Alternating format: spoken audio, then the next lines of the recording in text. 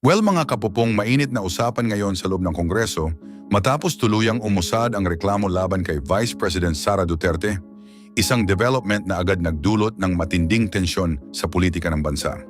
Sa mga oras na nagpapatuloy ang mga deliberasyon, nakatutok ang publiko sa posibleng kahihinatnan ng kaso na maaari umanong umabot sa Senado para sa mas malaking proceedings na matagal nang pinag-uusapan sa political circles. Ilang representatives ang nagpahayag ng suporta sa pag-usad ng reklamo, habang ang iba naman ay nagsabing kailangan munang masusing suriin ang lahat ng alegasyon bago ito dalhin sa susunod na antas ng proseso. Para sa ilang eksperto, isa ito sa pinakamalalaking political developments sa Pilipinas nitong mga nakaraang taon dahil direktang sangkot ang isa sa pinaka-impluential na personalidad sa gobyerno. Mariin namang itinanggi ng kampo ni Sara Duterte ang mga paratang. Sinabi ng kanyang mga kaalyado na bahagi lamang umano ito ng umiinit na hidwaan sa pagitan ng dalawang malalaking political groups sa bansa.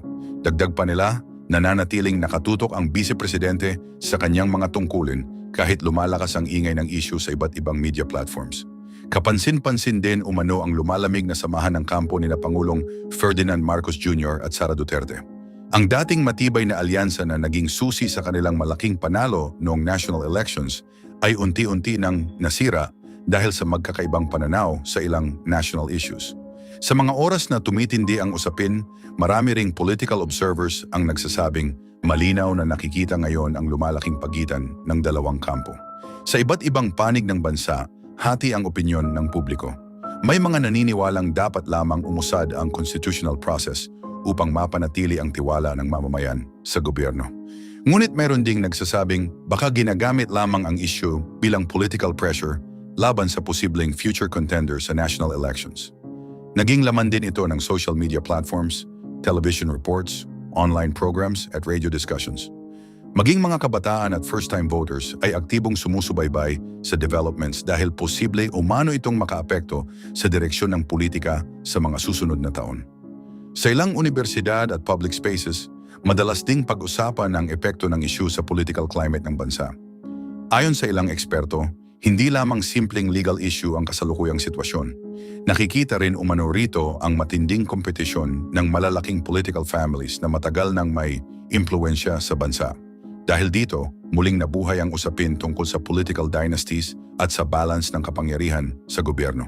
Sa Senado naman, naging maingat ang ilang senador sa pagbibigay ng komento kaugnay sa posibilidad ng trial proceedings. May ilan na nagsabing kailangan munang hintayin ang kumpletong detalye bago gumawa ng anumang posisyon. Gayunman, hindi maikakaila na malaking usapin ito sa national politics lalo na't papalapit na naman ang election season. Patuloy ding nakakatanggap ng suporta si Sara Duterte mula sa ilang local officials at supporters, lalo na sa mga lugar na matagal nang kalapit sa pamilya Duterte. Para sa kanyang mga taga-suporta, nananatili umano siyang matatag na leader sa kabila ng mga kontrobersyang kinahaharap. May ilan ding nagsasabing nananatili pa rin ang mataas na tiwala ng kanyang supporters sa kanyang kakayahan bilang public official. Samantala, may ilang civic groups na nanawagan sa publiko na manatiling kalmado at umiwas sa pagpapakalat ng maling impormasyon online. Sinabi ng mga eksperto na mahalagang pairalin pa rin ang fair na pagtingin sa magkabilang panig upang hindi lalo pang uminit ang political atmosphere sa bansa. Sa ngayon, patuloy na inaabangan ng publiko kung ano ang magiging susunod na plano ng Kongreso at Senado sa usaping ito. Marami ang naniniwalang ang magiging resulta ng proseso ay maaaring magkaroon ng malaking epekto hindi lamang sa political future ni Sara Duterte, kundi pati sa kabuuang direksyon ng pamahalaan, political alliances at takbo ng national leadership sa mga susunod na taon. Well, mga kapupong, nagkaroon ng matinding tensyon sa loob ng Senado matapos ipatupad ang lockdown kasunod ng pagdating ng mga tauhan ng National Bureau of Investigation na may kaugnayan umano sa international proceedings laban kay dating Senador Ronald Bato de la Rosa. Walang pinayagang pumasok sa compound kabilang ang media at ilang government personnel, dahilan upang lalong dumami ang espekulasyon sa social media at iba't ibang news platform. Sa mga oras na umiinit ang sitwasyon, mahigpit na binantayan ng security personnel ang bawat entrada ng Senado. Nananatili sa labas ang mga mamamahayag habang hinihintay ang opisyal na pahayag mula sa mga autoridad. May ilang supporters ni De La Rosa na nagtipon sa kalapit na lugar upang ipakita ang kanilang suporta. Habang may ilan ding nananawagan ng transparency at accountability, sinabi ni Senate President Alan Peter Cayetano na kinakailangang panatilihin ang kaayusan sa loob ng Senado upang maiwasan ang anumang aberya. Ayon sa kanya, priority ng Senado ang seguridad ng mga empleyado, bisita at mga senador sa gitna ng mabilis na pagkalat ng impormasyon online. Samantala, sinabi ni dating Senador Antonio Trillanes IV na mayroon umano siyang hawak na dokumentong konektado sa international proceedings. Ayon kay Trillanes, inilabas na umano ang naturang order at inaasahan niyang susunod ang mga autoridad sa tamang legal na proseso. Agad itong naging sentro ng usapan sa social media kung saan hati ang opinyon ng publiko.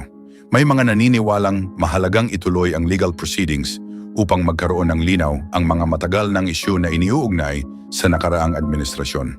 Ngunit para naman sa supporters ni De La Rosa, dapat umanong mga institusyon sa Pilipinas ang mga siwa sa mga ganitong usapin sa halip ng mga international organizations. Sa labas ng Senado, naging abala rin ang media sa pagbibigay ng live updates. Patuloy ang pagdating ng mga sasakyan ng ilang opisyal at representatives na nais makakuha ng impormasyon tungkol sa sitwasyon.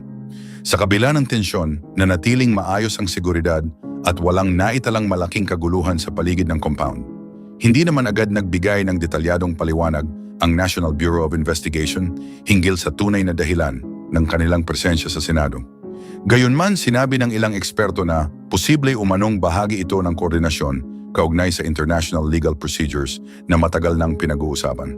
Sa mga oras na nagpapatuloy ang mga development, maraming Pilipino ang nanatiling nakatutok sa telebisyon, radyo at online streaming platforms. Mabilis ding kumalat ang iba't ibang video clips at commentary na lalo pang nagpasidhi sa interes ng publiko. Para sa ilang eksperto sa politika, ipinapakita ng sitwasyong ito ang patuloy na pagkakahati ng pananaw ng publiko pagdating sa accountability at national sovereignty. May ilan ding nagsabing posibleng magkaroon ito ng epekto sa mga susunod na political discussions sa bansa. Patuloy namang nanindigan ang mga kaalyado ni De La Rosa na handa umano itong harapin ang anumang legal na proseso.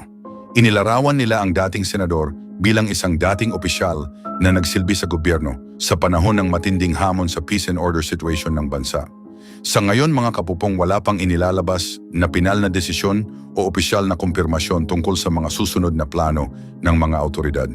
Gayunpaman, nananatiling nakatutok ang publiko at mga tao sa mundo sa bawat update dahil sa laki ng implikasyon nito sa political landscape ng Pilipinas.